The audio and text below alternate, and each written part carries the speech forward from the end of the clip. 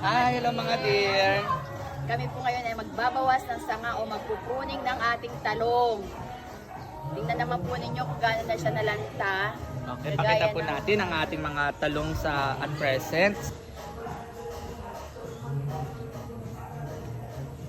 Sa dami po ng pinagdaanan nilang mga bagyo at buwang ibinigay sa amin, ito po yung nangyari sa kanila. Para pong tao lang yan, pag masyado ng loaded, dry ang skin. Nauubusan sila ng nutrients sa katawan. Kagaya ng nanay, isang magulang na nanay.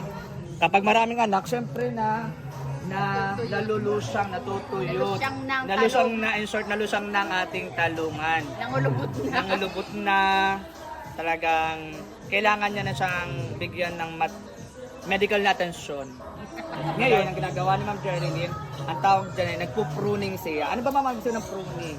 Pagbabawas ng mga sanga na matanda na, dahil sabi nga kanina matanda na siya, pulubot na po siya, matanda na at hindi na makapagbibigay ng maraming bunga. Kaya pag kinat po natin ang mga dahon, uusbong ang panibagong mga dahon at sanga. At magbibigay uli siya ng magandang bunga. Ay, so, patingin daw. Happy, happy. So tayo magpo-pruning at talaga namang ating dry na dry na.